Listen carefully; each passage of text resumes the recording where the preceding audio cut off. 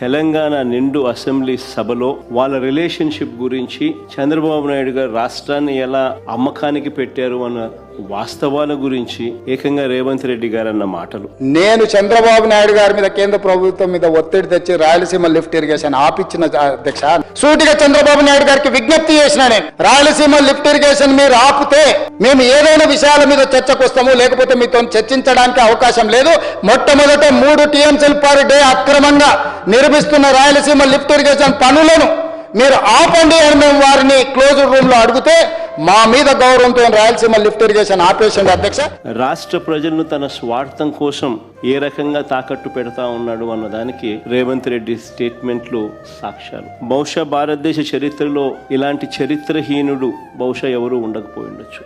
చంద్రబాబు నాయుడు గారు, ఆయన ఇరిగేషన్ మంత్రి ఇద్దరూ కూడా తెలంగాణ ముఖ్యమంత్రి అన్న మాటలను ఖండిస్తారు అని చెప్పి అందరం కూడా ఆశించాం. కానీ ఆశ్చర్యం ఏమిటి అంటే చంద్రబాబు నాయుడు గారు తన ఇరిగేషన్ మంత్రితో తాను మాట్లాడించిన మాటలు, చంద్రబాబు నాయుడు గారు మాట్లాడుతా ఉన్న మాటలు చూస్తే ఇప్పుడు ఏమంటారు, మేమేదో రాయలసీమను ఉద్ధరించాలనుకుని ఏంటి దానివల్ల 20 TMC నీళ్లు ఏమైపోతుంది? ఒక రిజర్వాయర్లు ఉన్నాయి, ఈరోజు 20 TMC నీళ్లు ఇప్పుడు కూడా మాట్లాడతారు సిగ్గు కూడా లేకుండా. నువ్వేదో పెట్టేశాను, నేనేదో పెట్టేశాను, రాయలసీమకు అన్ని న్యాయం జరిగిపోయింది.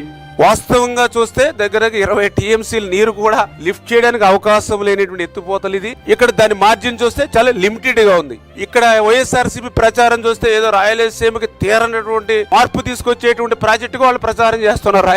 రాయలసీమ లిఫ్ట్ ఇరిగేషన్ స్కీమ్ అవసరం లేదు అంటూ వీళ్ళు మాట్లాడుతా ఉన్న మాటలు చూస్తే రేవంత్ రెడ్డితో చంద్రబాబు నాయుడు గారికి ఉన్న రహస్య ఒప్పందానికి అధికార ముద్ర వేసినట్టే. తన స్వార్థం కోసం పిల్లనిచ్చిన మామను ఎన్టీ రామారావునైనా వెన్నుపోటు పొడుస్తాడు. తన స్వార్థం కోసం చంద్రబాబు నాయుడు జన్మనిచ్చిన సీమను కూడా ఏమాత్రం హెసిటేట్ చేయకుండా వెన్నుపోటు పొడుస్తాడు. నిజంగా రాయలసీమ లిఫ్ట్ అన్నది ఒక గొప్ప ఆలోచన, ఒక గొప్ప ఉద్దేశం ఈ రాయలసీమ లిఫ్ట్ ప్రాజెక్టు వెనకాల ఉన్నమాట.